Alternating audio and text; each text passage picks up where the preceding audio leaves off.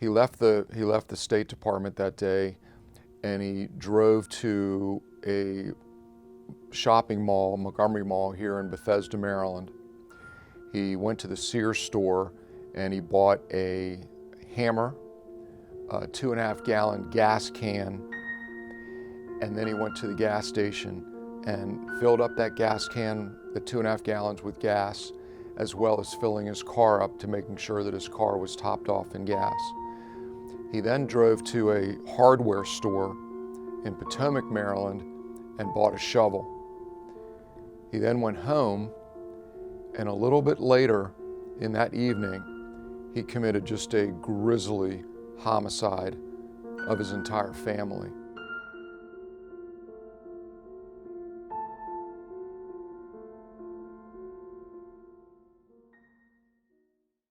So William Bradford Bishop was originally from Sacramento, California.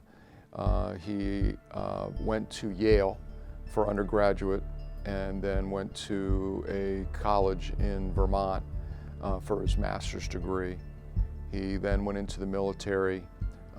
He rose pretty quickly as an officer in the military, and his military experience and expertise was military intelligence. And that's what he did, and he was a Foreign Service worker.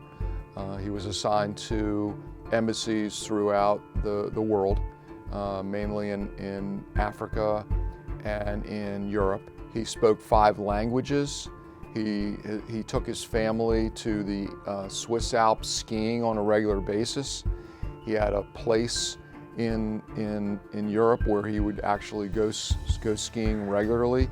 So the people in his neighborhood really believed that he was doing well, and that this was just the next step for him, actually, until he was promoted and moving on to another place somewhere in the world. Well, he had found out that day that he was not being promoted and that he didn't get the job. Although Mr. Bishop wanted to let everyone believe that he was kind of a very wealthy person who lived the high life, in fact, his mother was actually funding the family, and the family was running out of money. So in the evening of March the 1st, 1976, sometime after the family dinner, he took the hammer that he had bought earlier in that day, and while his wife was standing by the front door after putting the 3 children to bed, he took the hammer and hit her in the head and beat her to death with that hammer. He then went room by room while the boys were in their pajamas in their beds and beat them one by one, killing them, his own children, in their bedrooms. At the time of these murders, Mr. Bishop's mother was living in the house, and she had taken their dog, their golden retriever, Leo was his name, outside for a late night walk. Little did she know, when she came back, not only would she find and see Mrs. Bishop beaten to death at the front door, she was going to be the last victim of this particular crime, where William Bradford Bishop took that hammer and also beat his mother to death, and sparing the dog. During that time, he then packed up the car, rolled up the 5 bodies into a tarp, and put all 5 of them at about 11:30 or 12 o'clock time frame, midnight, put them in the back of the car, which ended up being somewhat like a hearse, drove that vehicle from Bethesda, Maryland, straight down to Tyrrell County, North Carolina, in a very rural area. He found a logging road that led up to a very wooded forest-type area, and he brought the shovel that he had bought earlier, and he brought the gas can with him, and he dug a grave, a shallow grave, but it was deep enough to actually take the bodies that he had just killed of his entire family and bury them on top of each other in that grave.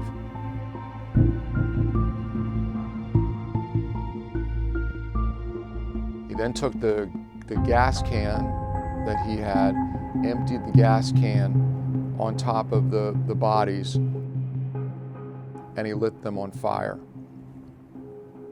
At the same time those bodies were burning, it was a period of time where they had not had much rain in that area, so some of the brush and tinder in that area started on fire.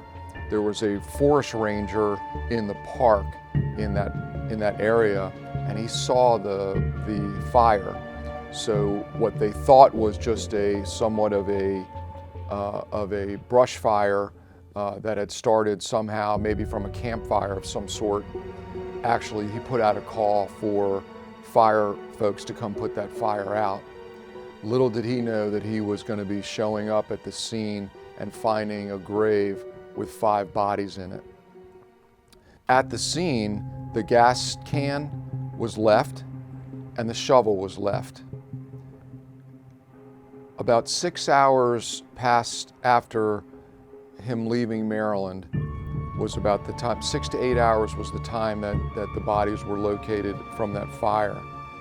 The next time, about the next day, which is now March the 2nd of 1976, there was a convenience store in Jacksonville, North Carolina, and William Bradford Bishop went to that convenience store with the dog, and he bought a pair of tennis shoes in that store. He charged with a credit card, and back in 1976, it was not electronic, so they actually had to do a hard copy of the credit card and him sign his actual signature. And experts have determined that that was his signature, and that was in March the 2nd of 1976. Neighbors of the Bishop family were getting concerned because they didn't tell anybody that they were going away. The mail and the newspapers were starting to build up in front of the house. And several days later, one of the neighbors called 911 and asked the Montgomery County Police Department to come by to check because there was no sign of them. It only took a couple of steps to get into the front residence of that house to see all the blood that was throughout that home. And of course there were no bodies because they were in North Carolina, but you could certainly see by the horrendous crime scene that something terrible had occurred. About 17 days later, in the Great Smoky Mountains in Gatlinburg, Tennessee, Mr. Bishop's station wagon that he had driven the bodies down there showed up in a park, a state park. Unfortunately, the vehicle was there. As it appeared, William Bradford Bishop disappeared into those woods, and we have never seen him again.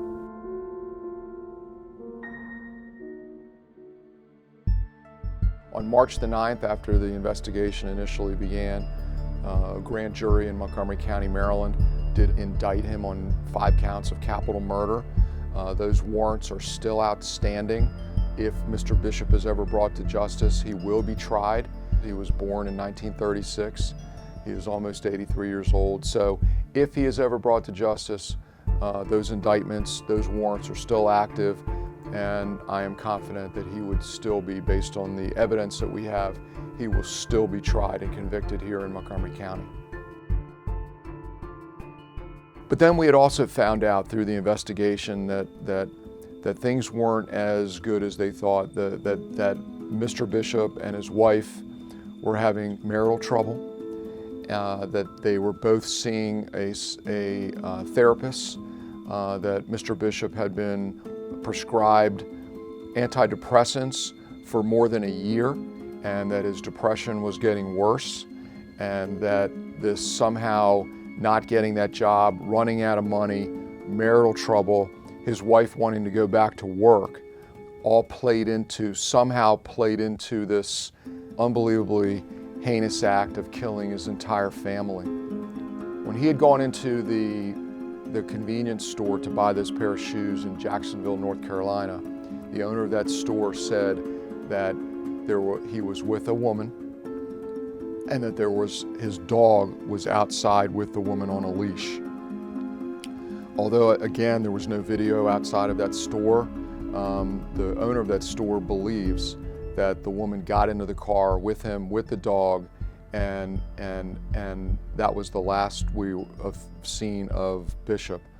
So the case is now 43 years old, but those victims that were killed, that beautiful family that was killed, they don't have a voice.